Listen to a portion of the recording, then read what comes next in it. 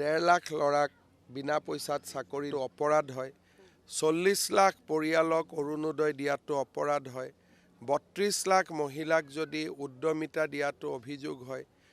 অসমখনৰ ইমান ডাঙৰ বিকাশ 5 বছৰত সেইটো যদি অন্যায় হয় তেতিয়াহ'লে মই ক'ব নোৱাৰোঁ।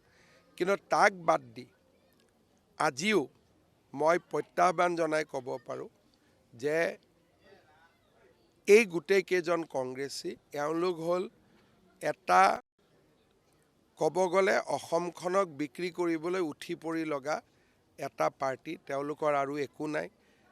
সিদিনাখনো মই কৈছিলোঁ গোটেই গুৱাহাটীত তেওঁলোকে ৱালিং কৰিছে নতুন বৰ অসম। মানে কি? মানে মিয়াক লৈ পেলাই বৰ অসম হ'ব। এই কথাবোৰ আমাৰ মানুহে তেওঁলোকক দেখি আছে। তেওঁলোকে ভাবিছে যে মানুহে তেওঁলোকক দেখি থকা নাই। মানুহে তেওঁলোককো দেখি আছে।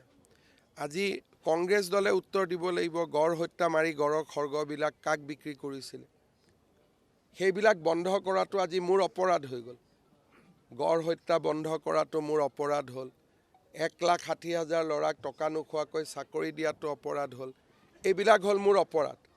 আৰু তেওঁলোকে মিয়াক স্বজন তোষণ তেওঁলোকৰ যিমান এক প্ৰকাৰ ক'ব গ'লে 8 তাৰিখে মই ভাল কৰি ক'ম তেওঁলোকৰ যিমান অপকৰ্ম অসমৰ তেওঁলোকক এইবাৰ ভাবিব নোৱাৰা ধৰণে শাস্তি দিব। কংগ্ৰেছে আজিৰ পৰা অসমৰ অন্য এক পৰিৱৰ্তন যাত্ৰা বুলি আৰম্ভণি কৰিছে আঁচনি। সেইটোকে তাৰমানে কংগ্ৰেছে কি পৰিৱৰ্তন বিচাৰিছে?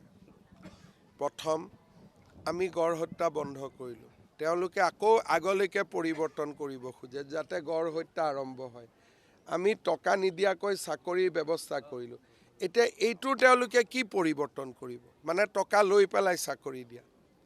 পৰিৱৰ্তন কৰিবলগীয়াটো একো নাই। এতিয়া পৰিৱৰ্তন কৰিলে উল্টা পৰিৱৰ্তনহে কৰিব লাগিব।